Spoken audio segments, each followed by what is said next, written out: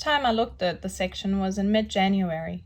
When I had shown the online listing to Richard, he said he didn't even want to look at it because it was on a hillside. So I went and looked at it with our 2-year-old boy.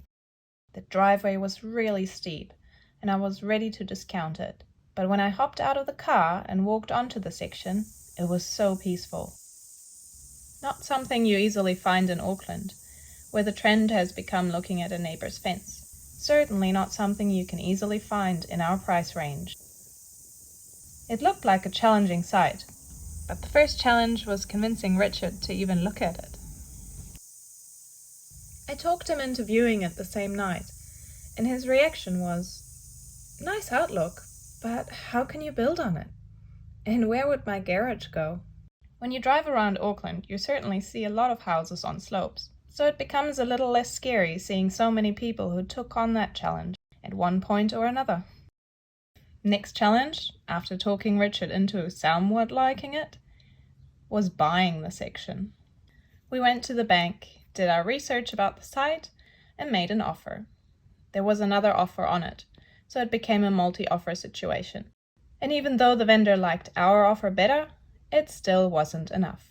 We offered slightly more, but it was rejected again, so we walked away. We started looking at other options and became interested in a house and land package. But that idea got rejected by the bank because we needed to sell our house first.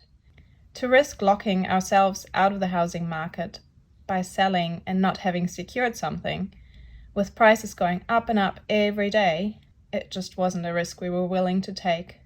Other sections were out of our price range, or they had restrictive land covenants, or were south-facing with prevailing wind zones, next to busy roads, or miles away from anything. So what about that section we lost out on a few weeks ago? Is that still available? Yes, it is. So we made another offer, and this time it got accepted. We had 10 working days to do our due diligence and get the bank to come to the party. These were 2 weeks I didn't sleep.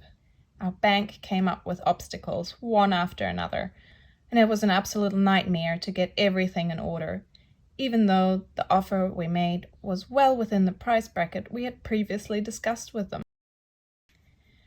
We also got 4 building companies to give us estimates, and all 4 gave us confidence that it seemed achievable to build the house we wanted in our budget on a slope. We needed 4 days of due diligence extension to get the bank's approval. After jumping through all their hoops, we did it. We went unconditional.